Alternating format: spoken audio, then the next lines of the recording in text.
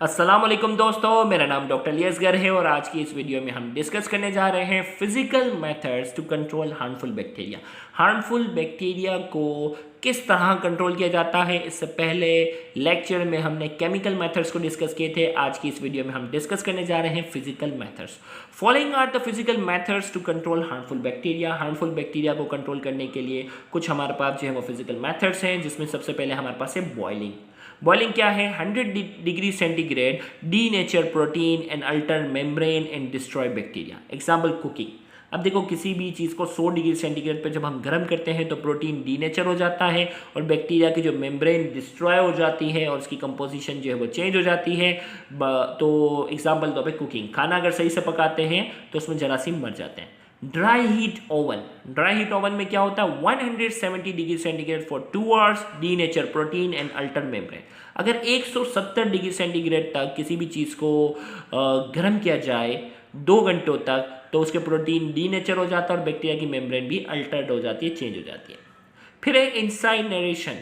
Exposure to flame और destroy bacteria by burning. इंसाइनरेशन में क्या होता है कि आग के जरिए जो है वो बैक्टीरिया को क्या करते हैं, आग के जरिए बैक्टीरिया को डिस्ट्रॉय किया जाता है। फिर नेक्स्ट हमारे पास है, इसमें जो है ना डायरेक्ट जो है ना, देखो बॉइलिंग में भी गर्म करते हैं, इसमें भी गर्म करते हैं, इसमें आग डायरेक्ट कॉन्टेक्ट में होती है, ये फर्क है।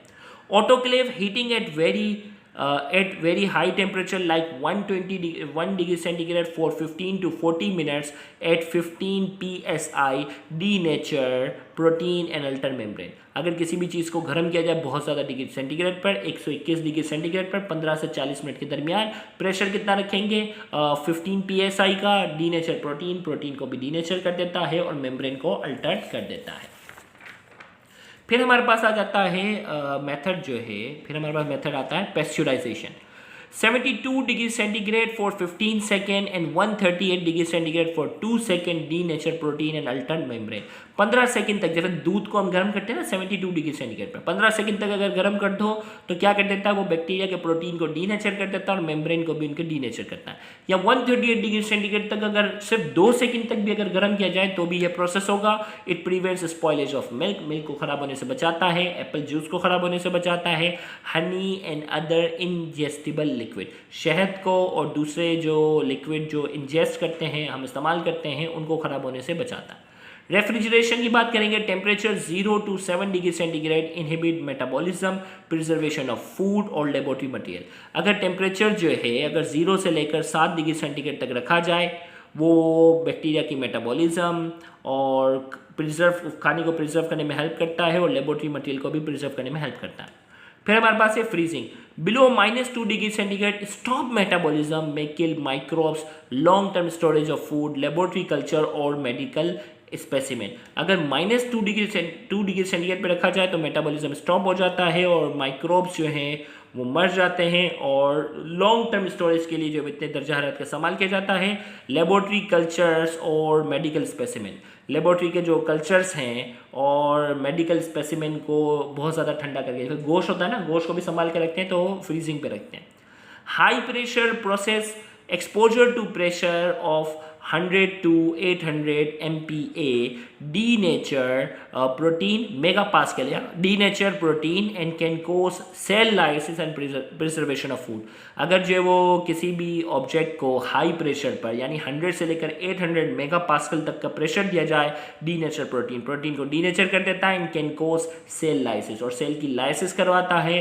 प्रिजर्वेशन ऑफ फूड, खाने को प्रिजर्व करने के लिए टेक्निक का इस्तेमाल किया जाता है। फिर हमारे पास है hyperbaric oxygen therapy, inhalation of pure oxygen eight a pressure of 1 to 3 atm inhibits metabolism and growth of anaerobic microbes।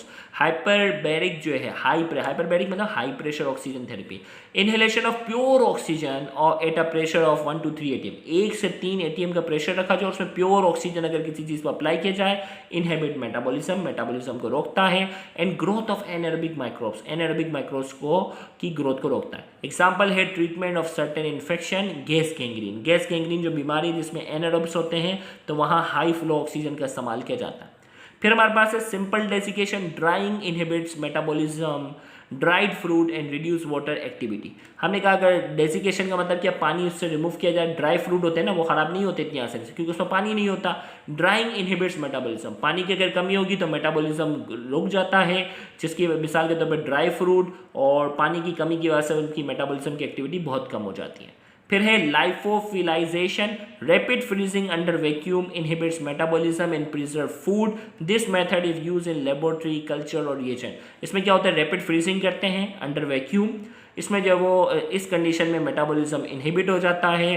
Preserve food, खाने को जो है वो प्रिजर्व किया जाता है इस मेथड के वे। बॉक्स नहीं बनाते हैं, अगर मैं आपको मिसाल दूँ कि जो पैक फूड होते हैं, डब्बा पैक जो सालन आता है, डब्बा पैक जो अलग अलग किस्म के जो फ्रूट होते हैं ना, पके हुई चीज़ें होती हैं, तो उसमें किस टेक्निक का इस्तेमाल किया जाता है, लाइफोफिलाइजेशन, जिसमें कहते हैं ना पाइनएप्पल वगैरह जो होते हैं ना, तो उसमें यही करते हैं, रैपिड फ्रीजिंग करते हैं अंडर वैक्यूम कंडीशन।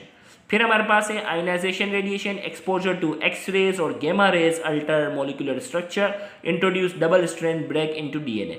इसमें क्या करते हैं, एक्सपोजर टू एक्स रेज करवाते हैं, गेमा रेज करते हैं, वो मोलिक्यूल के, ये इतनी खतरनाक रेडिएशन होती है कि बैक्टीरिया के मोलिक्यूल्स जो होते हैं उनके स्ट्रक्चर में तब्दीली करते हैं। Double break into DNA, introduce double strand break into DNA, DNA के डबल स्ट्रैंडेड को तोड़ने की सलाह रखते हैं। फिर हमारे पास है membrane filtration, use membrane filter with 0.2 micrometer small pore size physically removes microbe from liquid solution. Membrane filter क्या है, मेम्ब्रेन का इस्तेमाल किया जाता है, उस मेम्ब्रेन से उस लिक्विड को गुजारा जाता है, तो छोटे छोटे उस मेम्ब्रेन के अंदर सुराख कितने होते हैं, 0.2 माइक्रोमीटर वाले, तो उससे बहुत सारे माइक्रोब गुजर नहीं पाते, लिहाजा इस तरीके से उसको फिल्टर करने में हेल्प करते हैं।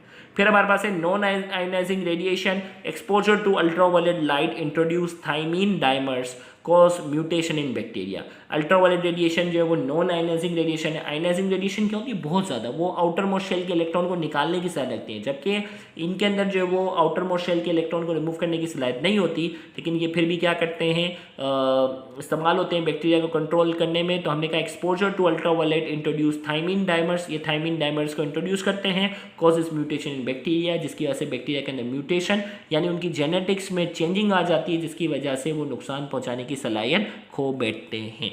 तो यहाँ जाकर हमारा आज का ये लेक्चर जो है वो मुकम्मल हुआ। इंशाल्लाह अगले लेक्चर में नेक्स्ट टॉपिक को डिस्कस करेंगे, तो उसको भी देखना मत भूलिएगा। Thank you very much. Allah हाफ़िज़।